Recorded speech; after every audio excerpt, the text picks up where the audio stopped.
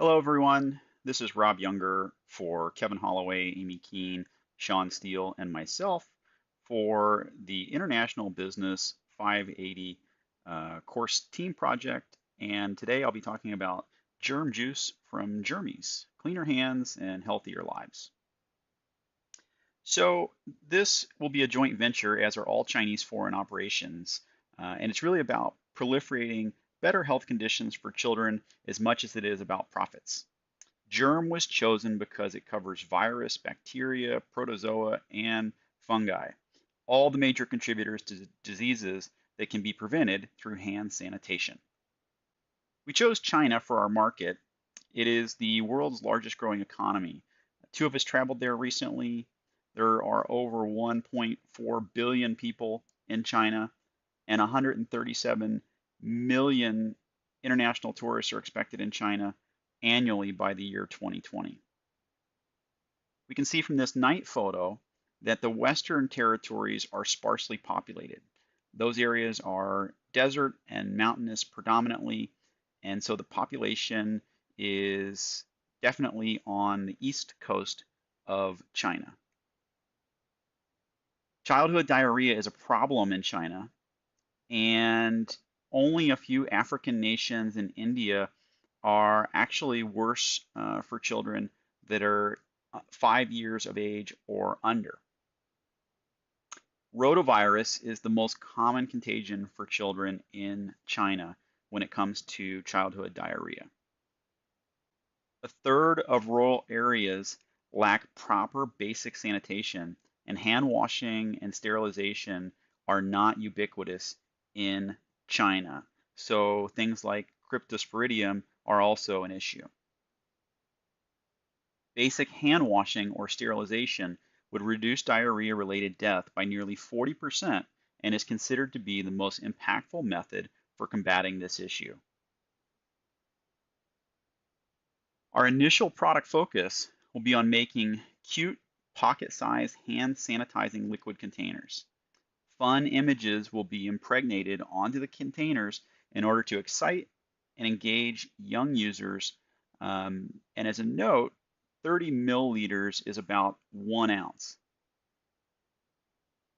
Later, smaller sizes will be utilized. There is a hope to create popular characters that can become a regular part of the culture. Line Friends is an icon brand in Japan and Korea and is pictured here in the bottom left. And WeChat's Bubble Pups, shown in the top center, are simply brand icons that were created in an effort to further promote brands and have become their own brand based on their popularity in Asia. The initial market will be school children. We will want to be a part of school supply lists. In terms of future endeavors, we're going to look towards expanding into social media, pediatricians' offices, and other areas. China is a communist country, so the government does control pretty much everything. It's an old civilization dating back over 3,000 years.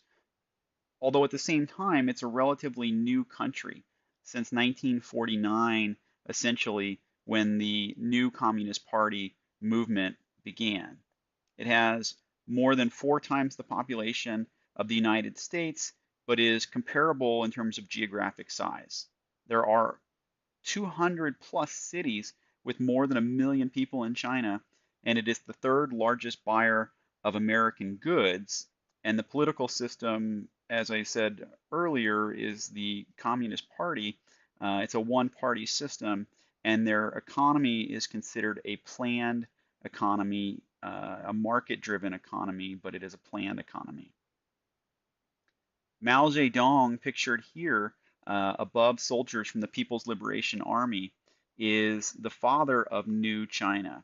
The caption that is displayed at the bottom reads, "The Chinese People's Liberation Army is the great school of Mao Zedong thought."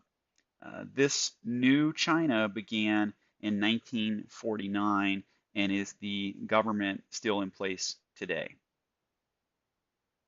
More recently, China has been refocused on planned capitalism. Chinese gross domestic product is projected to surpass that of the United States in 10 years or less. 17% of the population uh, is 14 years of age or younger, and 30% of the population of China is under 24 years of age.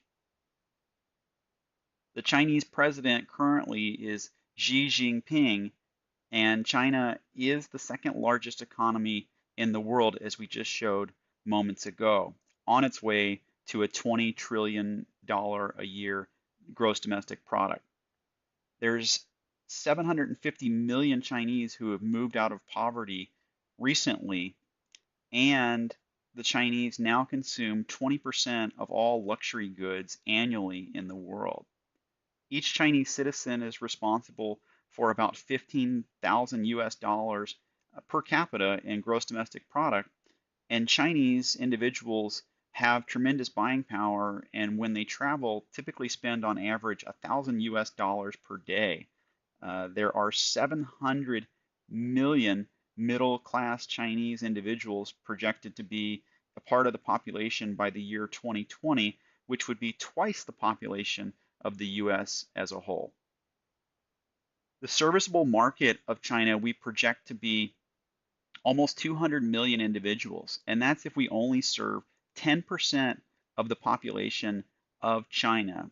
We believe we have a strong chance to do that, including the tourists that visit China regularly. The predominant religion of China is Chinese traditional religion, as can be seen here.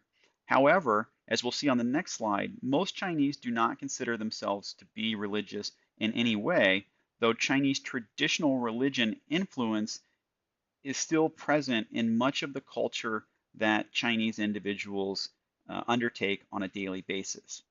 Remember that the population is nearly entirely in the red area shown here. The traditional Chinese religion is based on Taoism and Confucianism, and even though non-religious make up the majority of those within the Chinese culture, those elements are still felt and are still present. Yin and yang, which represent balance and harmony, can be seen here in this unique yin and yang that depicts mountains reaching into the sky, and the sky showing objects of mass, in this case the Big Dipper, and the colors within each other and the circles within each other show that they are interchangeable. This sort of represents universalism, which is a focus on an integrated universe, the heavens, the earth, and man. And yin and yang are formed from that, and they are the ultimate representation of balance and harmony, and those are the key attributes of Chinese thought. Yin and yang are actually opposites. They provide balance to each other, as can be seen here.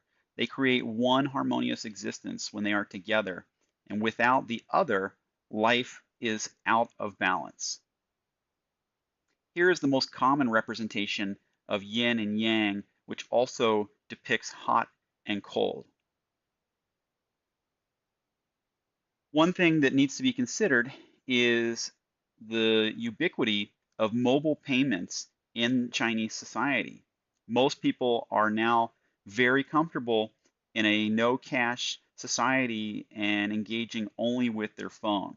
Alipay and WeChat are the predominant programs that individuals are using for social messaging and also for payments. They control more than 90% of the market, and they've helped to alleviate things like concerns around counterfeit payments. Individuals can use them to ride the bus, to pay for food, even at a vendor stand by scanning a barcode. Someone can go to a Buddhist temple, make a donation to buffer up their karma simply by utilizing their phone. Traditionally, Chinese people have been reticent to use credit cards because in the society, they don't want to owe anyone money. And so the workaround has been for the phone companies and the social media companies to directly link accounts like debit cards. And so In 2003, when Alipay was created, Jack Ma said they did it to resolve the issue of trust between people. And by resolving that issue, they've also resolved the issue of payment. Consumers are willing to accept many new things, and even digital medical IDs are now on WeChat. So society is progressing rather quickly. Our big focus will be on kids as a part of our long-term strategy, and we're starting with the youngest members of Generation Z and then moving upwards within that generation. Why Gen Z? Simply, they are the ones using social, and the demand is only getting stronger. They also are not as demanding of same day and next day delivery, although this could change. So we've been conducting research on the top diseases in China. Diarrhea is still a real problem, especially for small children. Hand sanitation is very effective at combating this issue. We plan to employ a local representative office strategy. We'll be hiring a market manager for this location, and we'll begin gathering data around school and daycare location, number of days that children are sick, and then we'll begin marketing, creating education campaigns around this. We do plan to utilize social, radio, print in order to get the message out to clinics and schools beyond directly engaging with our prospective audience. We'll develop educational campaigns that we hope to have subsidized by the government. We plan to educate workers and staff. We want to look out for the most vulnerable, which are the young and the old. And then we want to move to the greater population at a later time.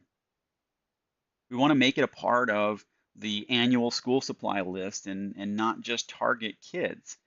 We want to focus on getting into the pediatrician offices, pharmacies, corner markets as a secondary part of our strategy. And then we also want to create favorite characters and creatures so that kids want to engage with the brand. We definitely want to make it fun for the kids. From the financial side, we can get costs down to $0.25 per piece for a 5,000 piece order. From there, we're confident we can scale that down to 10 cents or less, likely even 5 cents. In terms of sales, 10 RMB or about $1.60 is the target price for the 30 milliliter units.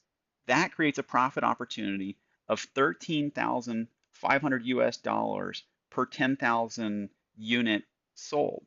And that's just on unit costs alone.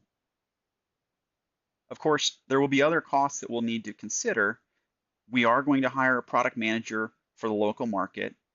Regulation management and adherence is going to create some level of expense, and a marketing budget which will grow over time.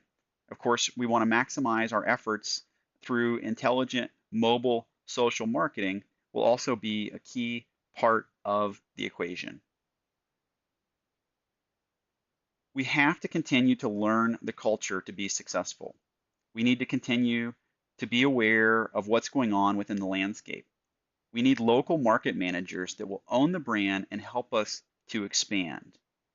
Someone who can help us to think local while we act global. It's a very competitive environment. And in the Chinese environment of competition today, it's all about understanding social and online channels and the way that they're related.